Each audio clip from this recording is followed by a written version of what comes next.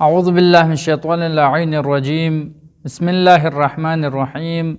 ناظرین محترم، آج اقسام اعمال یعنی چند اعمال ہے جن کے لیے طہارت شرط ہے، اور چند اعمال ہے جن کے لیے طہارت کی اور غسل کی طہارت کی ضرورت نہیں ہے۔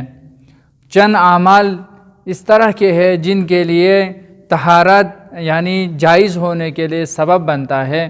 وہ اعمال اور ان کے کتنے اقسام ہیں وہی، اور غسل جنابت آیا بذات خود واجب ہے یا کسی اور اعمال کے انجام دینے کے لیے واجب ہوتا ہے، وہی آپ ناظرین کی خدمت میں بیان کروں گا کہ غسل جنابت بذات خود واجب نہیں ہے۔ ان اعمال کے لیے جن کے لیے طہارت شرط ہے ان کے انجام دینے کے لیے غسل جنابت کرنا واجب ہے۔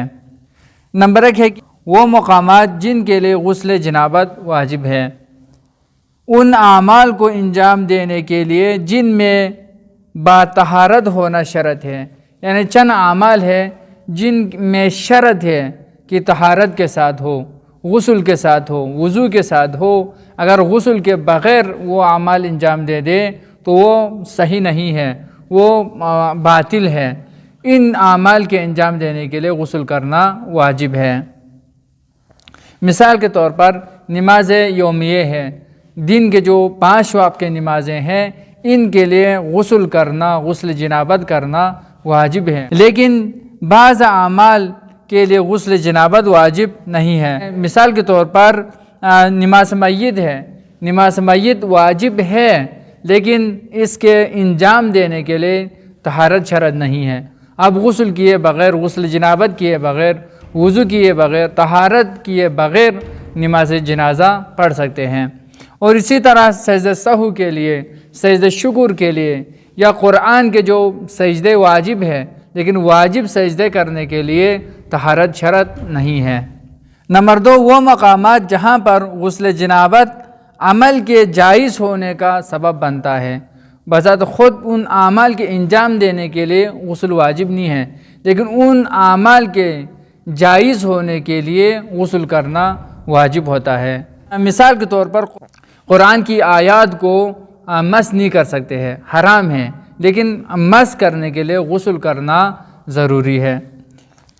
نمبر 3 وہ مقامات جہاں پر اعمال کے صحیح ہونے کے لیے غسل جنابت ضروری ہے۔ خود اعمال کو انجام دینے کے لیے غسل ضروری نہیں ہے، لیکن اعمال کو صحیح ہونے کے لیے، صحیح طریقے سے انجام دہی تک پہنچانے کے لیے، صحیح ہونے کے لیے غسل کرنا، غسل جنابت کرنا ضروری ہے۔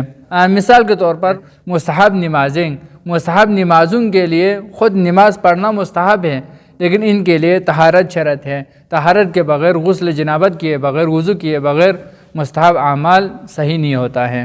نمبر 4 ہے وہ محل، وہ مقامات جہاں پر غسل جنابت اعمال کے کامل ہونے کا سبب بنتا ہے۔